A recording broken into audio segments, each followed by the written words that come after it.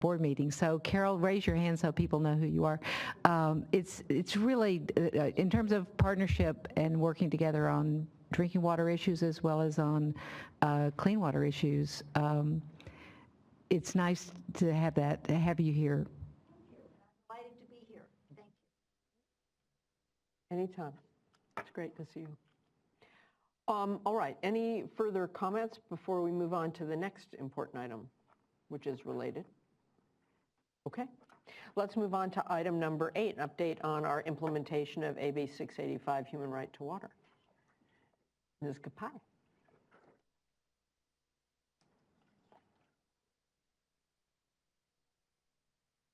Thank you, Nick. Yeah, good to see you. We should have worked up a really hard question for him. Darn it. You gotta wait. Yeah.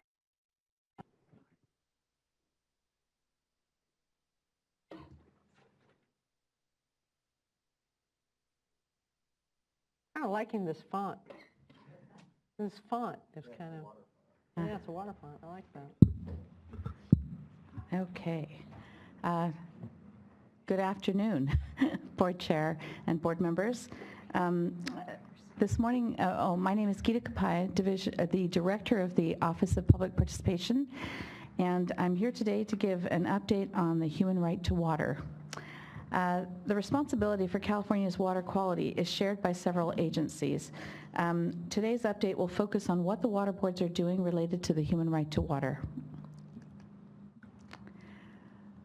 So this is what the law states.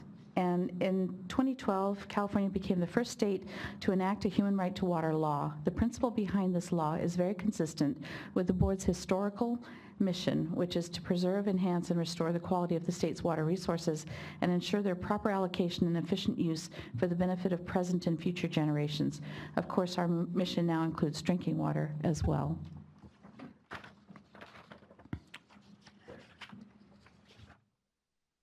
So the water boards must consider the human right to water when revising, adopting, or establishing policies, regulations, and grant criteria relevant to domestic water uses. Sorry. There are 500 small water systems serving about 2% of California's residents that don't meet drinking water standards.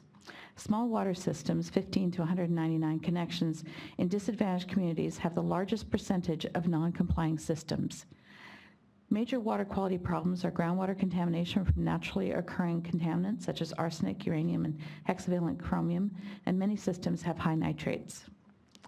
Many disadvantaged communities have little prospects of significant economic improvement, and many of these small water systems lack the technical, managerial, and financial capacity to adequately and sustainably operate their systems at affordable rates.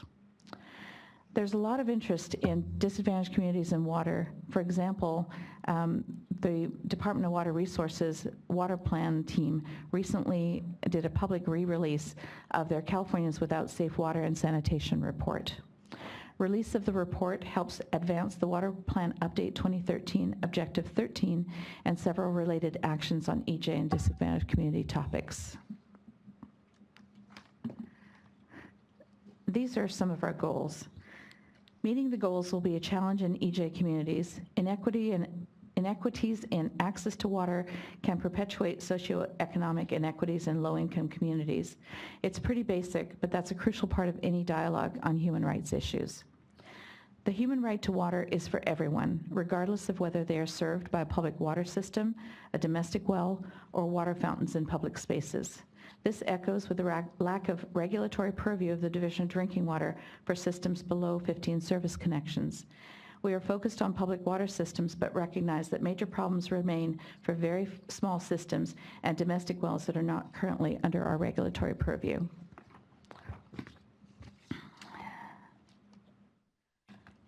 As mentioned before, consolidation of small water systems is one option under many other shared solutions. By identifying parties responsible for contamination and seeking mitigation, including alternative drinking water sources, that's also one of our goals.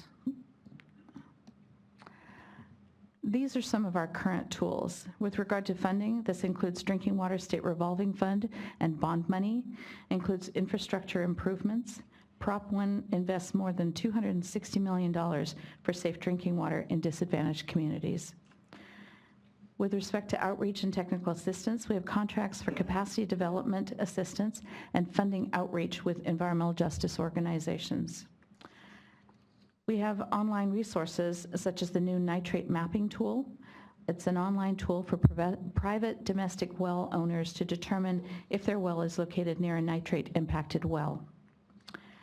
With regards to regulatory compliance, our Division of Drinking Water oversight of projects, technical assistance and enforcement actions are in place.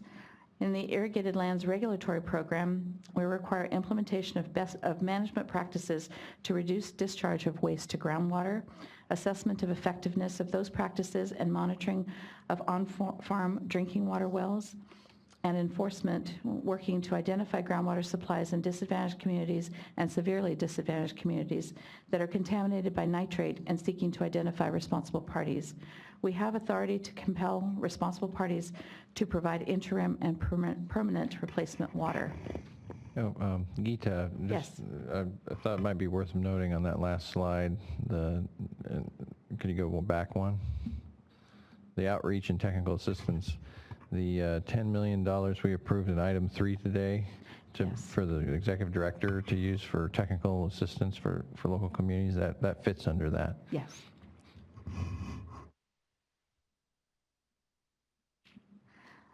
So Seville is an example of a severely impacted community in the Central Valley. It has poor water quality and poor infrastructure. It's also an example of how we've been able to use our tools to assist the residents to receive quality drinking water. Katerina de Albuquerque, the first UN independent expert on human rights obligations with respect to access to safe drinking water and sanitation, has said that many families in Tulare County spend more than 10% of their income on tap and bottled water because the tap water is contaminated with nitrates from agricultural fertilizers, septic systems, and dairy farms. She added that this expense cuts into their ability to pay for other essential needs such as food, housing, education, and health. During the summer of 2014, their one supply well ran dry.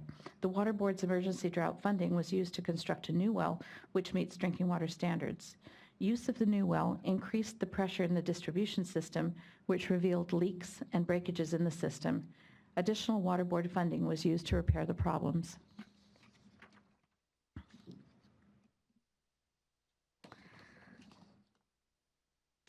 Information about the law has been distributed to staff. In addition to these implementation actions, most Water Board organizations have already compiled a list of ways they can incorporate the human right to water further into their work. During grant and loan application review, affordability consideration is an important factor when applying for funding, in line with one of the dynamics of the human right to water. My office conducted a survey of how the law was being implemented statewide within our organization. Many regions and divisions have made internal changes and consider the law in their work. Now we will evaluate the efforts and determine how to implement this law in a consistent statewide manner. Geeta, a question. You were kind enough to share the results of your survey with me, which I found, these microphones are really powerful now, which I found really interesting. Will your survey results be available for interested parties? I believe that that's not a problem, yeah. Okay. We can post that on our intranet. That'd be great. And have that available. Thanks. Yeah. Yeah, it was, so we conducted it November, December, and all regions, most regions, there's one that has a change of staff, but most regions, all our divisions and offices submitted information on how they are utilizing or implementing the human right to water. For my colleagues' information, it was an extensive effort by Geeta, and the responses from all involved were very, very interesting. Yeah, and massive, actually. I was impressed that people wanted to show all the things they were doing to help comply. That was heartwarming in addition to edifying. Yeah. Terrific. And I have to say that beyond this information item today, we have been doing a lot in terms of EJ, building our relationship with our partners in the communities. On last Friday, board members Moore and I went on an EJ tour in the Salinas Valley that will be offered to other board members as well. It was in conjunction with our Region 3 affiliates and their board members there. We've established good working relationship with these partners, and it's that helps us move along. And recently in January, our Region 6, our Lahontan region, released an EJ report. So there is a lot of work out there, and might prove to be a model for other regions and offices to do as well.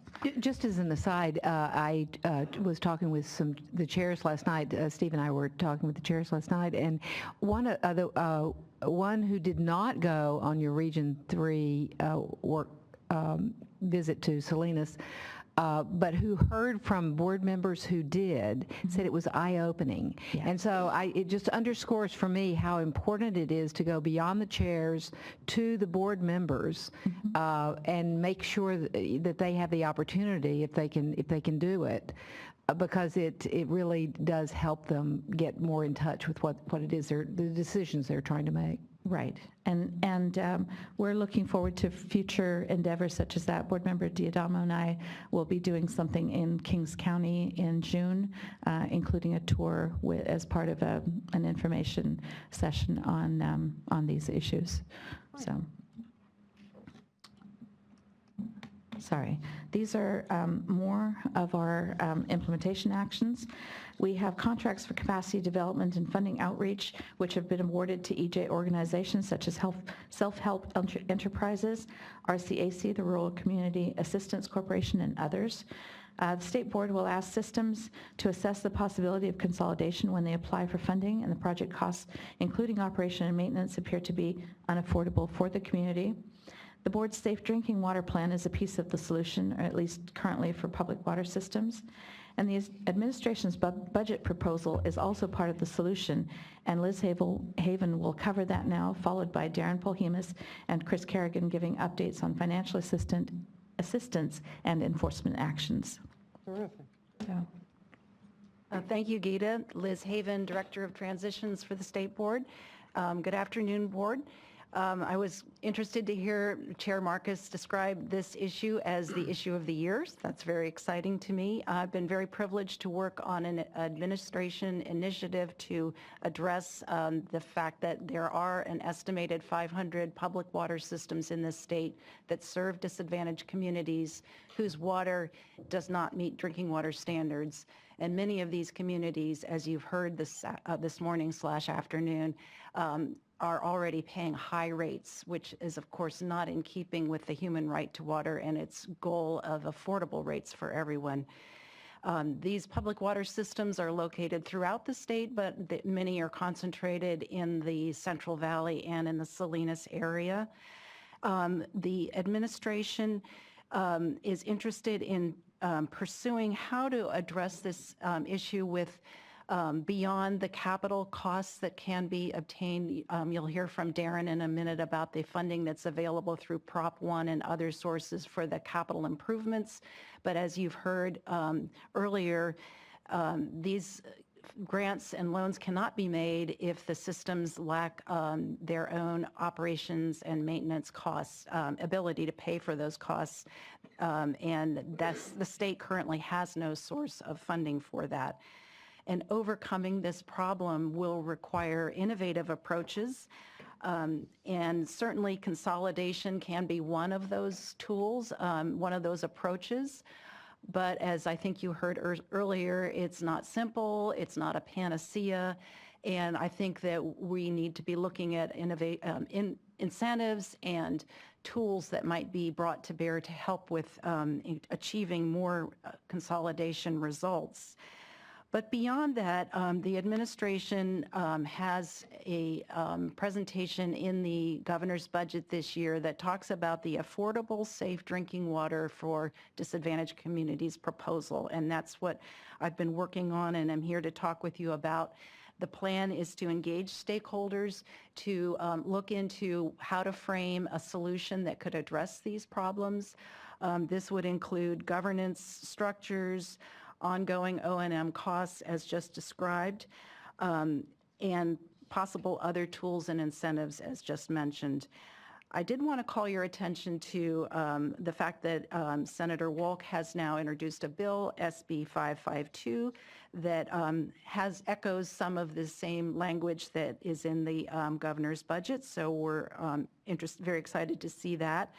And there's also a bill on low income rates, an Assembly Bill AB 401 by Assemblymember Dodd that talks about low income rates. There's also a number of bits of legislation that are coming up on providing schools with safe, clean drinking water. And the proposal we're working on, the 500 systems, it's just an estimate, but it does include not only community water systems, i.e. those that serve residents, but also schools and daycare centers, because those are the vulnerable populations. So that's the scope of the administration's problem that we're trying to address. As mentioned in the governor's budget, the governor's office is beginning the process of outreach to stakeholders. These meetings are just now getting scheduled. The governor's office has issued invitations to groups of stakeholders, environmental justice groups, water agency groups. In the future, there'll be agriculture industry representatives, there'll be counties and cities. So those are going to begin in the next couple of weeks, and the outcome is to help frame the proposal, have some of these initial discussions about possible funding sources, and see how we can push this forward in support of the human right to water. Thank you. So I'm Darren Polhemus, Deputy Director of the Division of Financial Assistance. And of course, financial assistance is a key component in how the Water Board will address the human right to drinking water. So I'm gonna go through what I kind of thought of were kind of 5 key areas that we're pushing, and don't think of it as an exclusive list. It's kind of where I see kind of our main efforts, at least at the moment, in soliciting out there for people to give us other ideas to move forward with. So it was mentioned earlier that we had released a small community newsletter, and it kind of announced what's been around, but kind of announced my section of small drinking water, small wastewater. So within the Division of Financial Assistance, we have 2 dedicated units to pursuing both wastewater and drinking water solutions using our funding sources associated with Prop 1, the SRFs, any other money I can find under the couch to push our forward. So I've tasked 3 of my very dedicated, very capable staff. You'll be seeing Julie, Megan, and Kyle, who I know you're all familiar with, and their great work they do. And so we have great promise there, and the staff underneath them is top-notch, and we're going to do everything we can to continue our efforts and collaboration with the folks out there to continue to push that forward. And I think that's really key, to have this dedicated group to focus on this full-time, to learn the ins and outs, to see what works, what doesn't work, and grow from that experience. And so we'll be continuing to do that. You know, maybe point out the obvious, Darren, but you mentioned, you know, small community water and then wastewater. Now we have, you know, within the water board system, the drinking water and wastewater working together.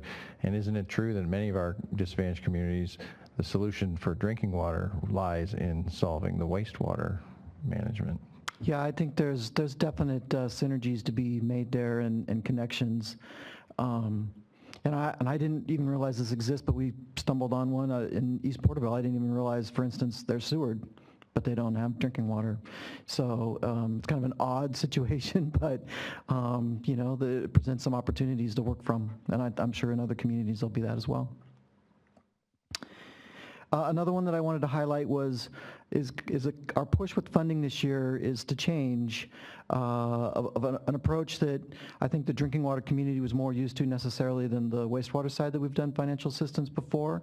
And when this board approved the guidelines for drinking water and are moving forward with SRF and you're going to see it as we move into Prop 1. We really talk about our single application, and I think that's really key. People apply for financial assistance from us. They don't have to self-select or try to figure out which program they fit under. You know, we're the experts at that, and we'll continue to do that. And I really think that tries to bring down a barrier that a lot of people faced.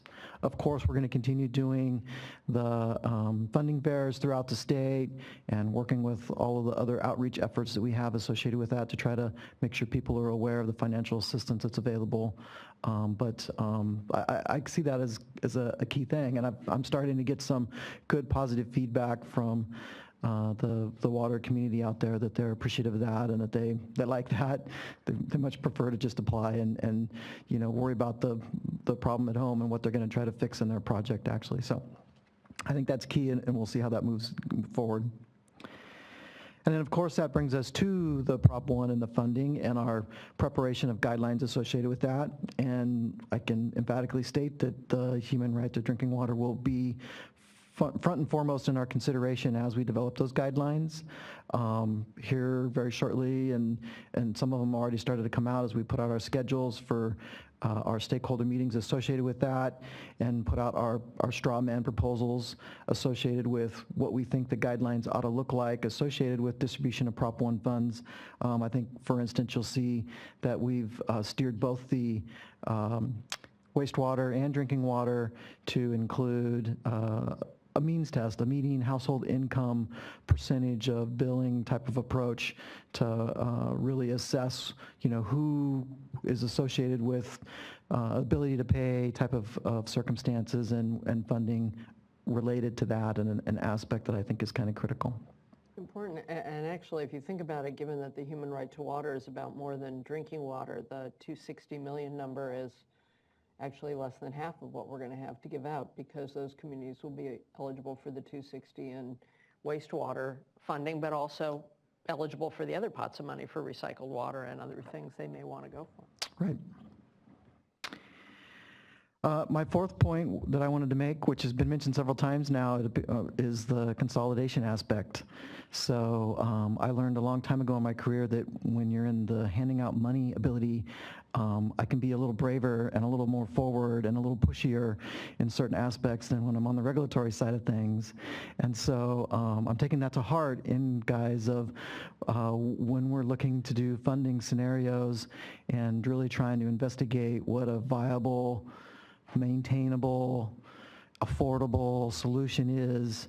And I've already started to irritate my staff by pulling up Google Maps and looking and going, why is there a neighbor next door? Have we called that community? Have we entered into it? What's the politics associated with, you know, all of those issues that are there, so to make sure that we've at least considered them and addressed them and looked at what we can and can't do associated with that, and try to push the boundaries associated with that. It's certainly not a solve every solution type of thing, but I don't really think there are those, right? We're going to find variable solutions in different circumstances, and this is one of those that I believe will be a rather common one, and therefore it needs to be pushed and looked at in each circumstance, and there'll be points at which we can say it's not going to work and we're going to do something else. But I think there's many cases where a little pushing could be good to try to make this happen. So, and I really see this as well as addressing that issue. And then finally, it was mentioned as well, our technical assistance ability from Prop 1 and some other aspects of that. In fact, on today's board meeting, as was mentioned by Board Member Moore, you approved our ability to enter into some contracts, and so that's wonderful, and we're going to move ahead with that. So we have our third-party assistance. Certainly, my first point was about our staff and our technical assistance that we're going to provide via that staff, and of course, the Division of Drinking Water, who are out in the field for us and represent that, will be able to continue their great work with that. And we've done some innovative stuff, so we're seeing how the LEPA grant program, the local local entity formation assistance grant program that we're trying for a first time, to see how that can work. So this is creating an entity, a water district or a county special district or some legal entity that we now have as a local representative that we can give financial assistance to versus either none existing or a bunch of small ones that can't really get together and we can maybe form them into a bigger one. So I'm really interested to see how that plays out. We have a couple different scenarios going in that grant program and we'll see which ones are working, which ones don't, and we can think about that and move forward with that in where it's helpful and where it's not coming up soon. And of course, we're always looking for anybody's ideas associated with where else we can be providing technical assistance and listening for that. So, and that wraps up. Could you clarify exactly how the people who formerly with the Division of when Division of Drinking Water was at DPH, there were people assigned at the regional level to work on grants. And now it's been consolidated in your office. How is that working? I think it's working good. Okay. We have still some of the staff that were formerly out in the district offices are still out there, and we have a couple vacancies that we're moving to Sacramento and going to fill. And Kyle was one of those people at the districts who's now agreed to be the senior over that group. So he brings that wealth of experience of, from working in that particular area directly. And it's Kyle is in Orange County. Is that where he was? He's actually moving to Sacramento on April 1st. Wow. So he will be here where we can get him close at hand. Yes, but yes, he's in Southern California at the moment. It's as all things. There's some transition of folks with it, and I'm sensitive to that. Certainly, the districts relied on those folks to be out and be at meetings, and we're committed to continuing that efforts. To obviously, all of the small community group should know that they need to be out talking to the small communities and not making them come to Sacramento. That's always been our motto. It goes clear back to when I was with the small community grant wastewater system back in the 90s. It was kind of our first assignment. I think we had the first cell phones in the state water board at that time, and the first laptop computers, and we were told that we shouldn't see you very often in the office. You should be out of the districts, and we took that to heart, and that tradition's continued amongst our folks that are assigned to do small districts and small communities and our bigger ones. We really try to make it out to all of them, so we're committed to continuing that. But I think the formation of that group, as I mentioned, is pretty key. It's certainly an informal unit or a formal unit within DFA, but not as formal as Ben's talking about as this office. But I think it meets a lot of the needs that people are looking for, certainly in the financial assistance aspect, to try to focus on areas that we know need a lot of assistance, rightly so. They're certainly busy people with way more on their plates than they can handle many times, and are faced with a bad situation, and so we want to do what we can to help that. I'd like to acknowledge what Liz was pointing out, and maybe we could talk about just a little bit more, but in terms of this gap on operation and maintenance, because the state's good about trying to figure out some capital solutions with the local community. And then, as we talked about today, we've got resources to provide assistance so that, the technical capability locally can get developed, working with those third-party folks that we're going to help fund. But that still doesn't get to the revenue issue at the local level.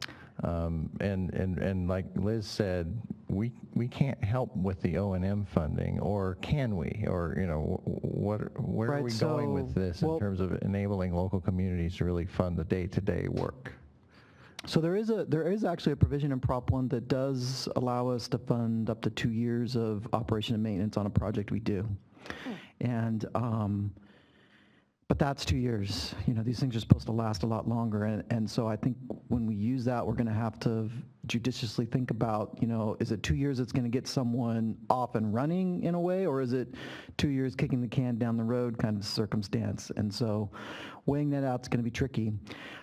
I suspect that we will also, as we get into doing our small community funding with Prop 1 and our SRFs and others, is that we're going to have communities that I simply can't fund even though I could afford to build the capital project, because I can't figure out how they're actually going to afford what I build them. And I have already faced several scenarios along that line where we are building for instance, and I won't name the community, but we're building a treatment system at a community. They will be at the very edge of affordability.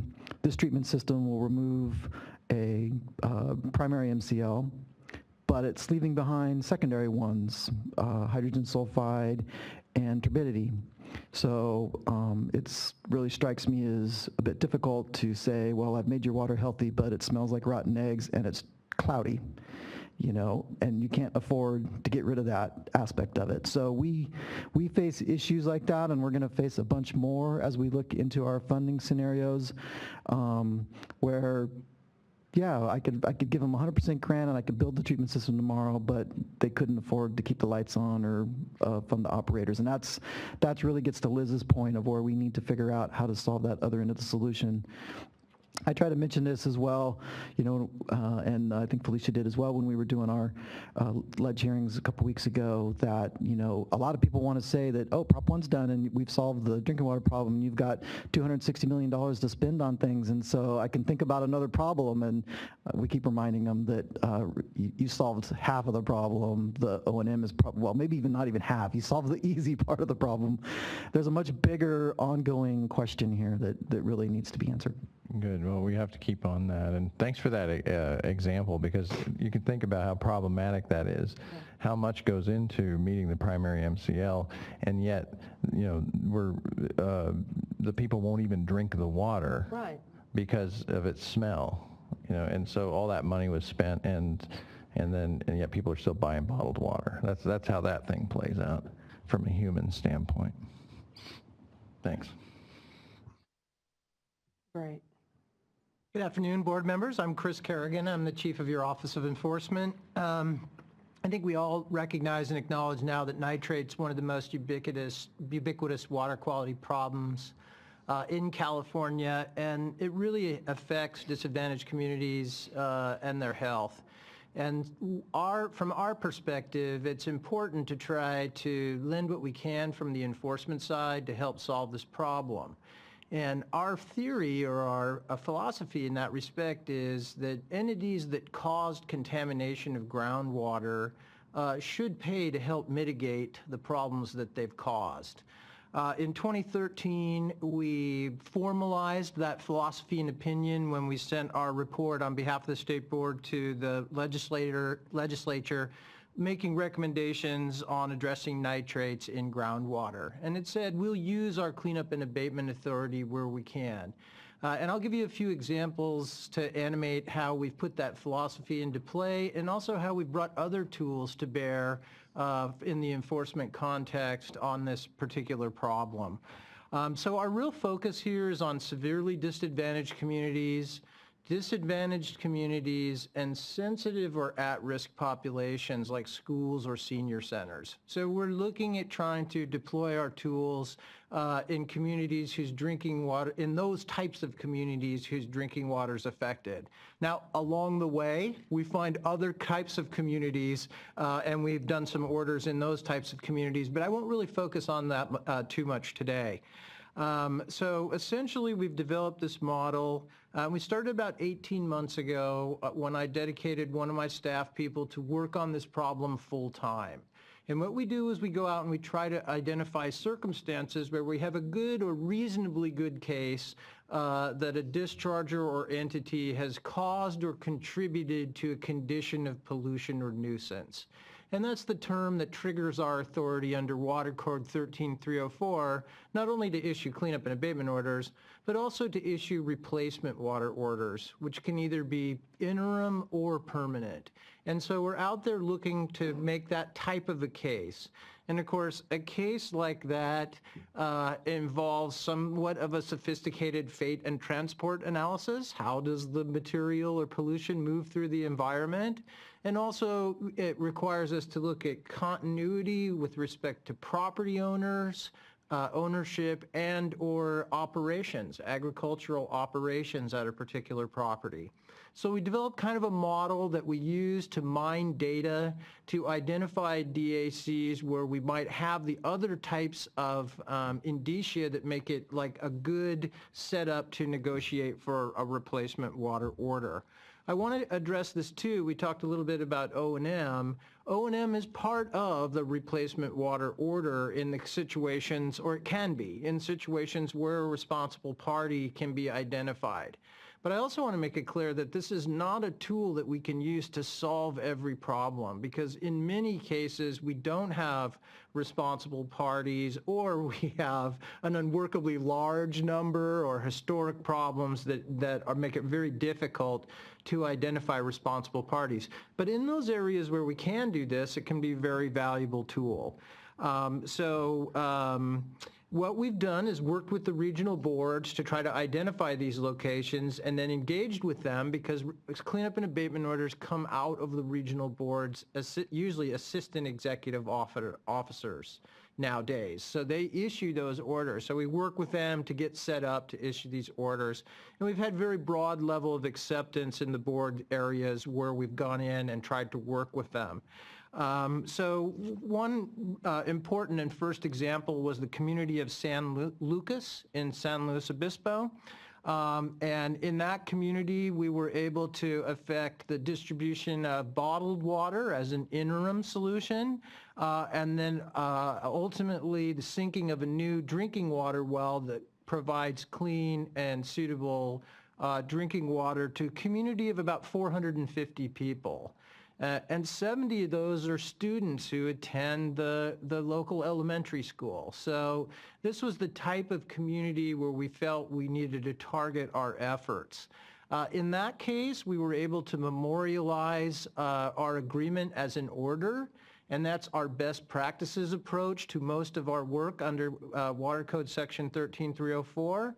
But with respect to this effort, we're not nearly as interested in that. If we can reach an agreement voluntarily with the other parties to provide financing or funding, we're not necessarily going to insist on memorializing it as a cleanup and abatement order, because we want to advance as much funding and as much effort right now as we can. So we're not going to go through complicated adjudications on this stuff unless we're forced to do so. And essentially, the next example at Rodriguez Labor Camp, that's what we ended up doing there.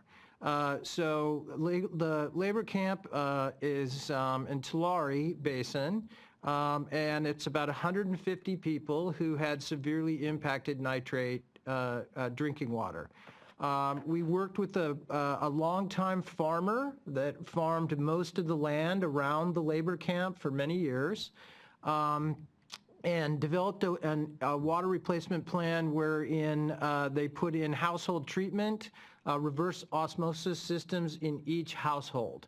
And we did that through self-help enterprises. And by the way, we work with self-help enterprises, we work with the Community Water Center, we try to work with the non-governmental organizations and the clean water advocates for disadvantaged communities as much as possible. Their outreach and knowledge about the communities is just absolutely invaluable and helps inform how we address people in those communities. Many times it takes a politically sensitive approach to let people know, yeah, we're not coming to take enforcement action against you, even though we're the Office of Enforcement. We're looking to work to provide solutions to the drinking water problems. So at Rodriguez Labor Camp, that was about 150 people that now have safe drinking water in their homes. We also have done a number of private wells that have been impacted by dairies in Region 6. About 60 wells in 3 actions, people surrounding dairies. They're not disadvantaged communities, but there's certainly persons who find themselves in dire straits when their water supply has become contaminated and there's no other water supply. We're focusing now, and you'll see hopefully in the next few months some further announcements in the Executive Director's report about negotiated replacement water orders at several other dairies in the Central Valley and in the Mojave area. So we're really working and have identified some candidates who we are currently engaged with in those areas to try to, again, negotiate for replacement water. Another tool that we have outside of the Water Code Section 13304 context is the use of our supplemental environmental project authority under your SEP policy. And we did our first SEP for clean drinking water about 1.5 years ago with the city of West Goshen. And in that case, we actually fined an oil company about $300,000 for discharging wastes to waters of the United States, but we convinced the company to use half of that money to fund a project to hook West Goshen up to a public water system. And that ended up funding, and we worked really closely with the Division of Drinking Water on that case, because there were pots of money available, but not a complete solution. So what we ended up doing is putting in the $150,000 as SEP money to effect a complete solution and get about 500 people in this disadvantaged community hooked up to a public water system. And that's one thing that's really important that we acknowledge we do, and my staff person does, is we need to be able to leverage PRP money with publicly available money, with anything else we can find in Darren's couch, to put together a long-term solution for these communities, because the challenge is not necessarily just getting a capital system in place. And again, here we used that money as sort of the finishing touch on the money they needed to get hooked up sooner rather than later and get their capital systems in place.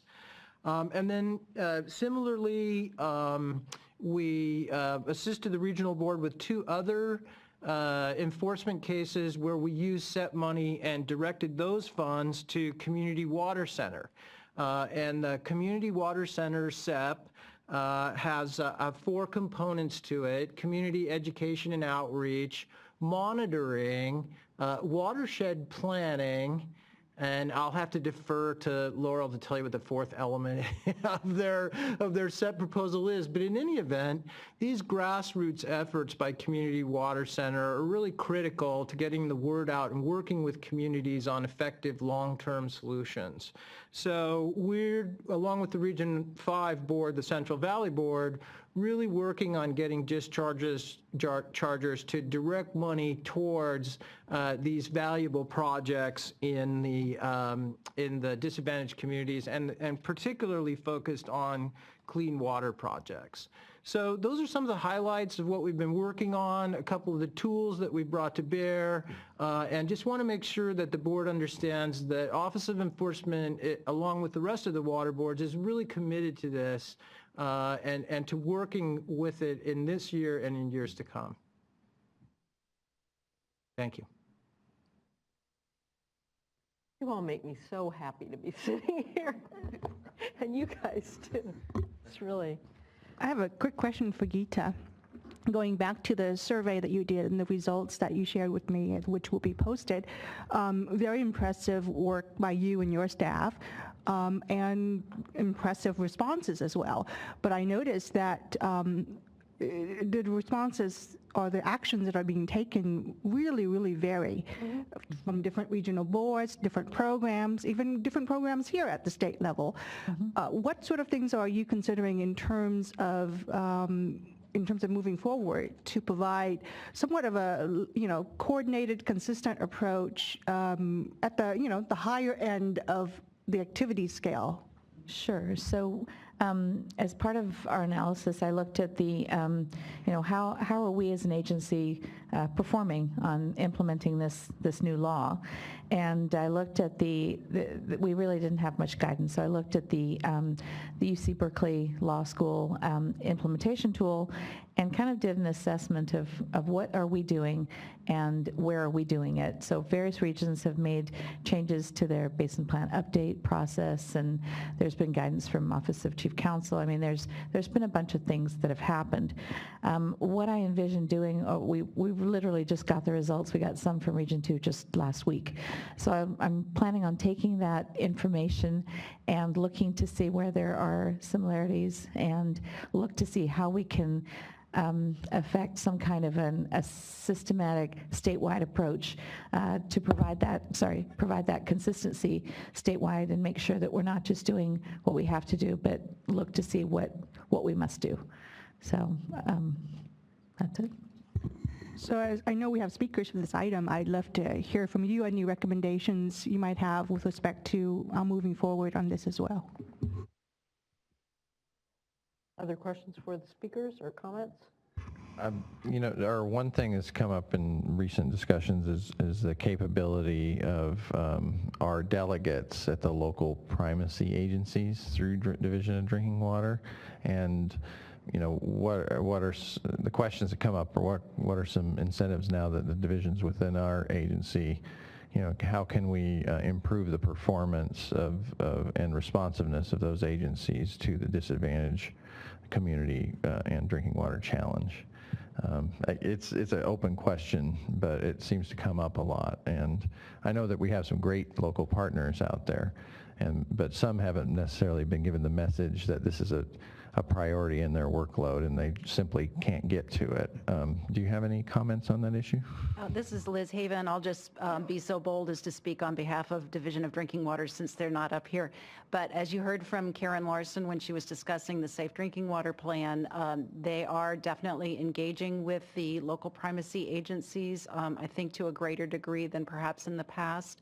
And I am aware that there is an upcoming meeting in May, I believe, of a statewide convocation of the local primacy agencies. So that'll be the perfect opportunity to engage with them on this and convey the Water Board's sincere and continuing interest in seeing this addressed.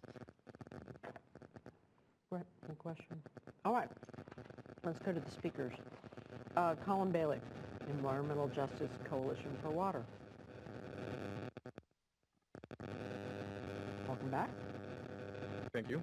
Greetings, Madam Chair and members of the board. Again, my name is Colin Bailey, the Executive Director of the Environmental Justice Coalition for Water.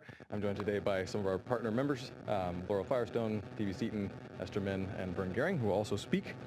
Forgive me if any of my comments seem inspired by sleep deprivation. They, in fact, are. I've got a 1-week-old daughter at home. Oh, cool. And as is the occasion of any birth, she's inspiration for thinking about the long view, which will be part of my theme today. I have a lot to say in preparation, but it's a mix of praise for the really wonderful work. I mean, there's a lot to be very gratified about what we've just heard. In a way, it's a little bit like a baby growing up, if you will. But also in the spirit of productive partnership, we have a lot to offer by way of encouragement to do more, better, and faster. So to that end, and actually, given that context, it's all the more important, the progress that is being made here. Because when I arrived at EJCW a little over 2 years ago, just after the passage of the Human Right to Water, everybody was kind of scratching their heads wondering what exactly we do now. And that was true of the advocacy group as well, because the Human Right to Water internationally had really only come into being in 2010 with the General Assembly resolution. And so these two are kind of running in parallel and growing up together. So my job is really interesting because I get to be on the phone with the United Nations, which is very much looking at California for what we're doing here. That should go both ways. There are models out there, and in fact, the UN Special Rapporteur, Katerina de Albuquerque, did come out with a handbook that I would commend to you all, and is very detailed in its program for implementing at an agency level, including at the local level, how one implements the human right to water. You know, this is a dynamic and not a static thing, and I think there was a really productive disruption in the transition of the drinking water program over here, which gave a lot of opportunity for kind of for Franz of Hegel, a dialectic, where we're going to come to some new truth. there's no one answer, and I think the board's role in this can be to help guide the structures and the protocol for implementing cultural and institutional change.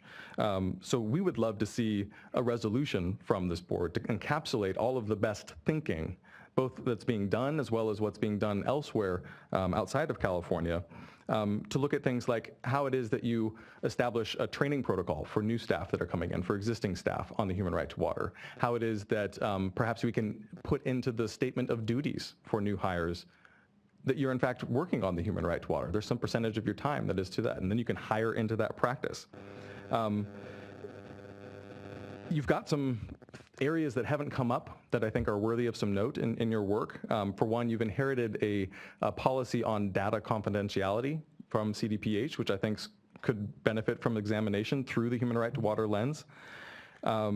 You've got in the bond an extraordinary opportunity to, I think, address Board Member Moore's question about how it is that you get to the local agency level. And I think Darren's comments about Department of Financial Assistance potentially conditioning addressing human right to water issues on receipt of bond funds is a really promising area, a promising direction to go. But we'd also like to see perhaps not just the high-level work, but there's some really promising work coming from SB 535 and a real catalog of how it is, or a checklist of what it looks like to have benefits at the local level. We'd like to see a CEQA-like alternative analysis of alternatives. And not to forget the often overlooked homeless access issue. So ultimately, the implementation. Hear that? I'm sorry. Homeless. Oh yes. Yeah. Right. Yeah. Absolutely. Ultimately, implementation of the human right to water will be ad hoc, because again, it's going to be on a case-by-case basis. There's no one answer. But your role, I believe, is to set up that systematic guidance and that structure, including having the right people in the right places, the right structure, which I think we're very much getting towards, that will help us be nimble and proactive in that approach. And with that, my daughter, having just been born, will very likely see the year 2100 when all of the worst case climate change scenarios will be coming very much into being, depending on what we do in the next some decades. And here we have an opportunity to really lay the foundation so that we leave her with a California where the human right to water is in fact a reality. Thanks. Great, thank you. A lot of good stuff to think about going forward. Thank you. Laurel Firestone.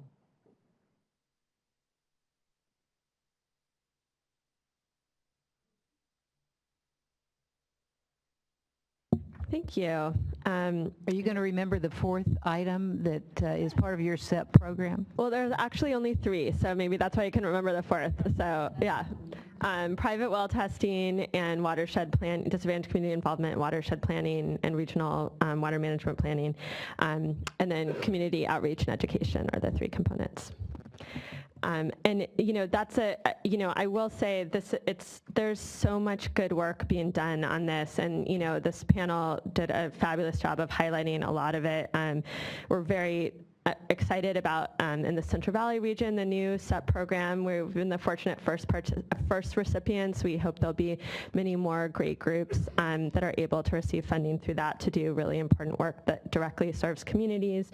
The state board's transition and the funding program and drinking water division now at the state board has been a fabulous improvement. We're really, really happy with it. We are excited to have a lot more happen, but this is a really great foundation, really great stuff happening. The emergency funding and their ability to turn around the emergency grants for communities like Seville, which was highlighted, is just unbelievable. I mean, this is a community that's had unsafe drinking water for more than a decade, and in a matter of a couple months was able to get a well with safe drinking water because of the actions of folks through the drinking water division and the Division of Financial Assistance working together. Darren's couch. Yeah. Like a Barco lounger thing. Just moves. And the amount of public outreach and communication with groups on the ground has just been night and day from where it used to be, and really amazing we're really excited about the guideline, the improved guidelines for funding and the way that the Division of Financial Assistance is working to make things really work for communities. So wanted to thank everybody for amazing work and also say that this problem is hard, and it's, it didn't happen overnight. It's not going to get solved overnight. There's a lot of great work that's going on. But if we're going to really be serious about implementing this and living up to what the law says, it would really, I think, having very clear guidelines and to help target all aspects of the agencies and regional boards to understand the roles that they play in this. This problem is not just a money issue. It's also, as you heard, it's a source water protection issue. So much of the boards and the regional board and state boards programs are around protecting drinking water sources, and that has to be first and forefront within those programs. There's a lot of work that needs to be done and it's starting to be done even more in those programs. Obviously the funding programs, but also water supply. We're seeing this more and more with groundwater, and East Porterville is the canary in the coal mine. There's many communities that maybe next, if we're not really looking at in our decision making on all aspects at the state board and the regional boards, how are we addressing this issue? I think having the idea of having a resolution that lays out some guidelines and principles for the agency and different programs and has some consistency across the regions would be a huge step forward to making this a reality and accelerating that. I think that having just a few examples, even within the water supply arena, this is going to become even more and more of an issue as the drought continues. But there has already been some emergency water right curtailment orders that have referenced the human right to water. We want to see that. We want to see that continue. We want to make sure that the data that is being developed, the example of the nitrate, helping private well owners see where they might be at high risk for nitrate. There's so much that can be done by just making data available to state and local agencies to be able to identify where the problem is and how they can address it. And so I think that data component is really important. Also, I think sometimes it's undervalued, but the built into this policy is really the importance of community engagement and making sure that there's an opportunity for real meaningful community engagement in the decisions that are being developed in terms of achieving the human right to water, so that the full aspect of accessibility, affordability, and safety for your basic human needs can really be achieved, because there's, the locals and the people that are using it are going to be the best ones to help make sure that that's really a reality and that the solutions being invested in are going to really work. So with that, I would love to see this be something that the board helps to follow up in a more proactive and focused strategic way. And just thank you so much for the amazing work that is ongoing, and really looking forward to working with the folks here and many more staff, both at the state board and regional boards on this. So thank you. Thank you. As before, the team effort. Phoebe Seaton, followed by Vern Gehring, and that's my last card. Did you want to do a card too? Okay.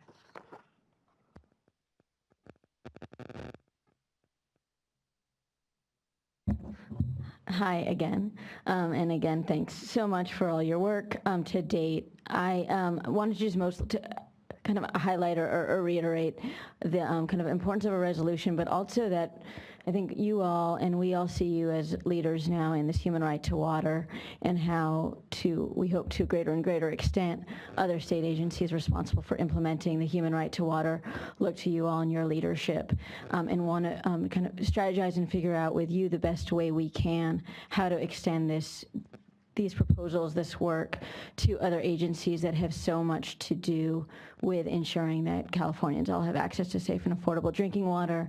One agency that I work with a significant amount is OPR, and really seeing the relationship between planning and land use and provision of drinking water, and understanding the difficulty with mandating local action at some levels, and seeing how strong the Water Board has been in encouraging local action, and encouraging OPR to do the same, and other agencies involved in land use planning and resource allocation.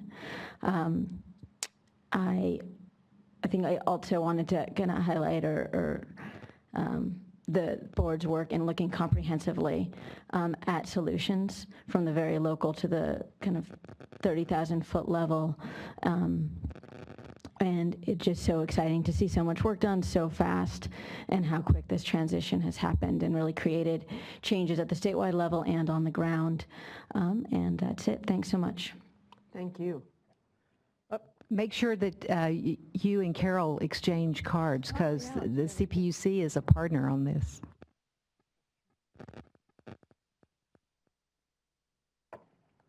Hi, nice to see you. Hi, Madam Chairman and members of the board. I'm Vern Gehring on behalf of Food and Water Watch, a national consumer interest organization. We were strong partners